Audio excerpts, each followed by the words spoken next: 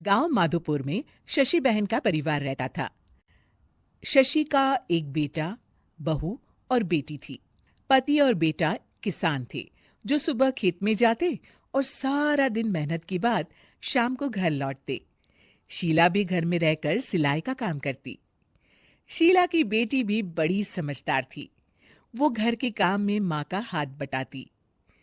लेकिन बहू बहू का हाल निराला था। वो काम कम और मिन मेक ज्यादा निकालती, जिससे शशि और उसकी बेटी काफी परेशान रहते।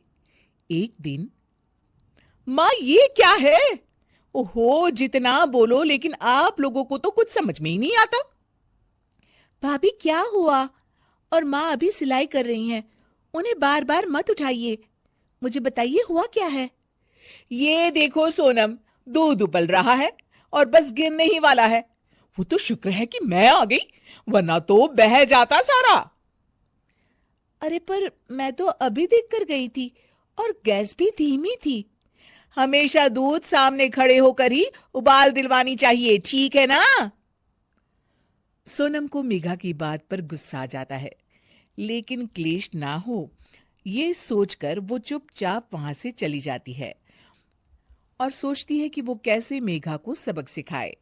एक दिन मेघा ने कहा, सोनम, अरे ओ सोनम, कहाँ हो? ऐसा कैसे कर सकती हो तुम? क्या हुआ भाभी? जब देखो परेशान सी घूमती हो। खुश रहा करो भाभी, इससे ना स्किन ग्लो करती है। सोनम, फेस तो मेरा वैसे भी ग्लो करता है, देखो। और कितनी गुणी भी हूं मैं। तुम्हें तो शादी करके दूसरे घर जाना है। देखो जरा, देखो अपने कमरे का हाल देखो। सारा संतरे का छिलका जमीन पर फैला है। अरे ससुराल में ऐसे ही रहोगी क्या? भाभी, करना ही क्या है, वहीं पड़े पड़े सूख जाएंगे, फिर पीस कर पैक बना लेंगे। आप भी ना भाभी, चिल करो। मेघा गुस्से से वहां से निकल जाती है।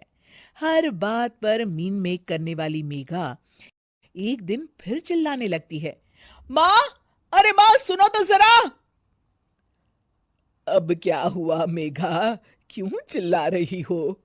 माँ ये देखो, देखो जरा, ये कांच का कटोरा जिसे टेबल के किनारे रखा है। अरे किसी का एक हाथ लगेगा और ये गिर कर टूट जाएगा।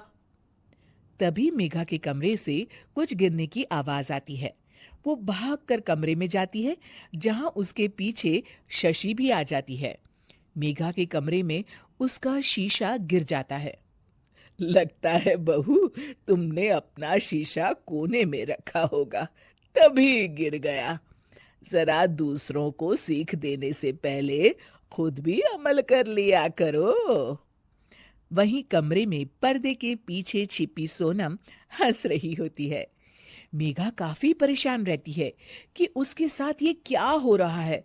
वो सोचती है कि कैसे वो अपनी सास और ननद के सामने खुद को होशियार साबित करे। एक दिन मेघा सोनम से कहती है, सोनम, आज ना मैं तुम लोगों को चाइनीज बनाकर खिलाती हूँ। देखना मैं कितना अच्छा खाना बना लेती हूँ। फिर तुम भी ना ससुराल जाकर वैसा ही खाना बनाना और सबका दिल जीत लेना।